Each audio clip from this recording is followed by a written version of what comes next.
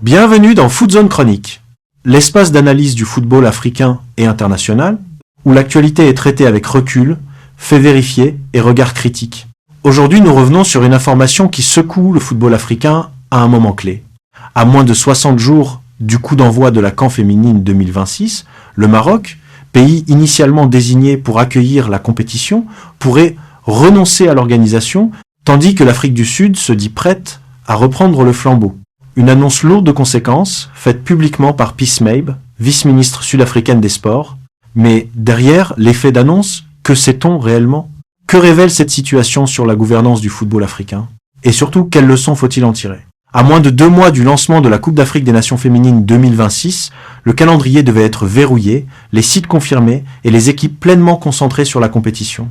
Pourtant, une déclaration officielle venue d'Afrique du Sud est venue semer le doute. Selon Peace Mabe, le Maroc ne serait plus en mesure d'organiser la CAN féminine et l'Afrique du Sud aurait accepté de prendre le relais dans l'urgence. Une déclaration forte, relayée massivement par les médias africains et perçue par beaucoup comme un fait accompli. Mais très rapidement, un flou s'installe. Car à ce jour, aucun communiqué officiel de la CAF ne confirme ce changement et aucun désistement formel du Maroc n'a été rendu public. Pire encore, le ministre sud-africain des Sports lui-même a tempéré les propos de sa vice-ministre, rappelant qu'aucune décision finale n'avait été actée. Nous sommes donc face à une situation paradoxale.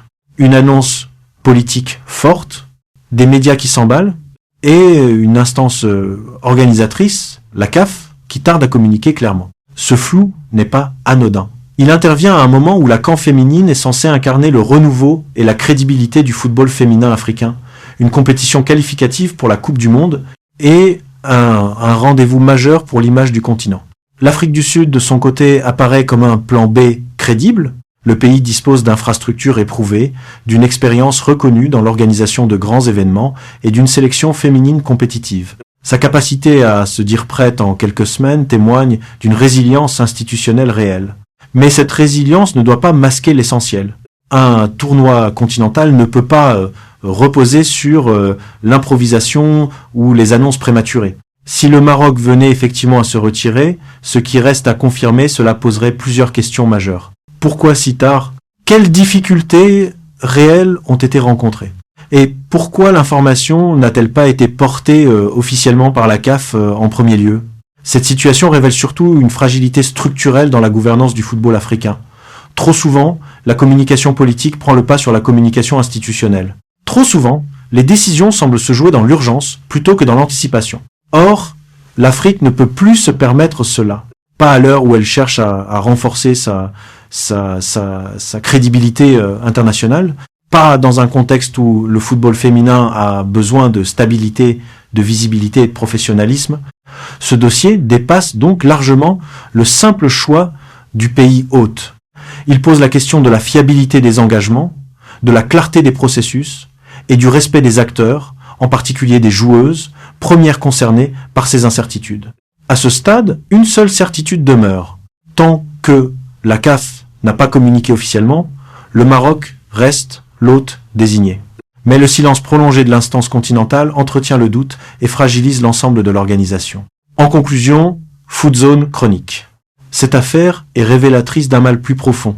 L'Afrique ne peut bâtir sa crédibilité sportive sur des promesses non tenues, des annonces prématurées ou des communications contradictoires. La CAN féminine 2026 doit être un symbole de progrès, pas un exemple d'improvisation. Qu'elle se joue au Maroc ou en Afrique du Sud, une chose est essentielle. La décision finale doit être claire, officielle et assumée. Le football féminin africain mérite mieux que l'incertitude. Si cette analyse t'a été utile, aimez la vidéo, abonne-toi à Foot Zone Chronique pour des analyses sans langue de bois et dis-nous en commentaire ce que tu penses de cette situation. Le Maroc devait-il conserver l'organisation? L'Afrique du Sud est-elle le meilleur plan de secours? La CAF doit-elle revoir sa gouvernance? On se retrouve très vite pour une nouvelle chronique.